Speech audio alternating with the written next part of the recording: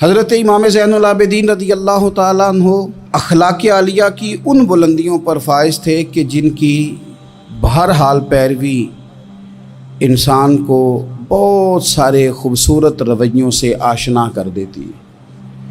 ایک تو یہ تھا کہ ان کا علم بڑا وسیع تھا، عمل بڑا وسیع تھا، اللہ تعالیٰ نے حسباً نسباً عظمتیں بڑی عطا فرمائی تھیں، لیکن کچھ وصف ان میں اتنے زیادہ تھے کہ وہ آج اپنے اندر پیدا کرنے کی ضرورت ہے۔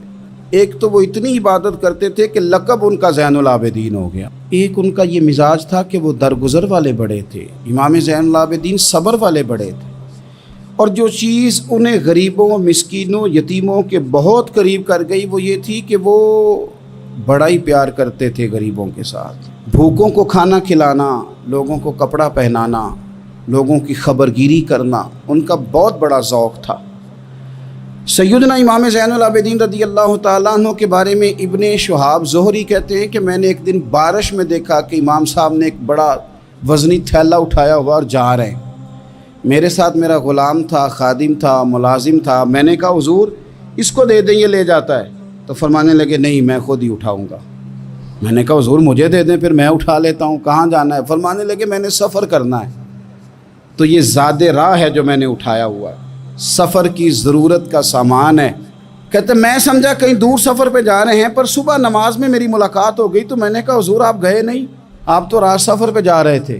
چپ کر گئے۔ میں نے دوبارہ پوچھا تو کہنے لگے زہری تو میری بات سمجھا نہیں، وہ میں نے تھیلا اٹھایا تھا، کسی غریب کی مدد کرنی تھی، میں وہ زاد راہ اس لیے جمع کر رہا تھا کہ جب آخرت کے سفر پہ جاؤں گا تو میرے کام آئے گا۔ 100 گھر تھے مدینہ منورہ میں، 100 گھرانے جن کے گھر میں 3 وقت کا کھانا پہنچتا تھا، ان کے بچوں کے ان کے لیے کپڑے پہنچتے تھے، ضروریات کا سارا سامان پہنچتا تھا، لیکن ان 100 گھروں کو پتہ نہیں تھا کہ کہاں سے آتا ہے، نہیں پتہ تھا۔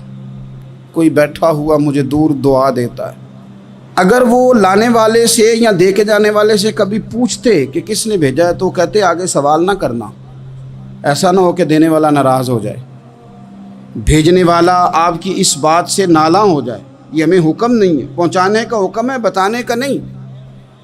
اور یہ کام ایک دن نہیں ہوا، یہ سالوں ہوتا رہا۔ پھر اچانک 2-1 دن ایسے گزرے کہ وہ لنگر آنا، وہ کھانا آنا بند ہوا۔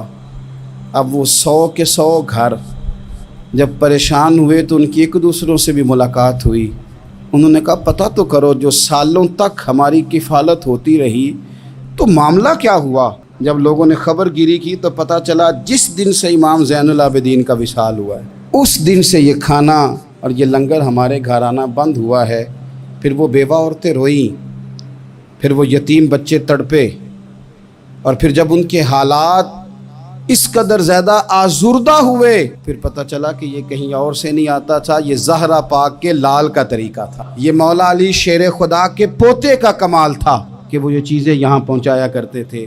بھائیو، امام زین العابدین رضی اللہ تعالیٰ عنہ کی یہ غریب پروری ہمیں بتاتی ہے کہ اگر تم لوگوں کے آنسو پوچھو گے نا تو پھر تمہارے جانے کے بعد جب لوگ ہاتھ اٹھائیں گے تو آنسوؤں سمیت اٹھائیں گے، پھر تمہارے لیے درد کے ساتھ دنیا دعا کرے گی، اور ایسی دعا کرے گی جن کی برکت سے خدا کا فضل نازل ہوگا۔